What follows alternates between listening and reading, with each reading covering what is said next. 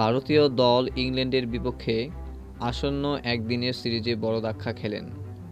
দলের অন্যতম সেরা পেস বোলার জসপ্রীত বুমরাহ থাকছেন না এই সিরিজের মধ্যে।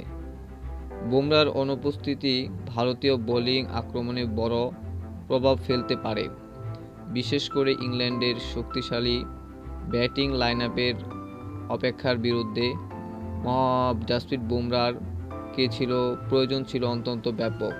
তবে মোহাম্মদ শামি, আশদীপ সিং ও হর্ষিত রানার কাঁধে দায়িত্ব থাকবে দলের পেস আক্রমণের সামলানোর জন্য। ইংল্যান্ডের বিরুদ্ধে ওয়ানডে সিরিজের জন্য টিমের স্কোয়াড হচ্ছে অর্থাৎ 12টের স্কোয়াড হচ্ছে অধিনায়ক করেছেন রোহিত শর্মাকে এবং ভাইস ক্যাপ্টেন হচ্ছে শুভমান গিল।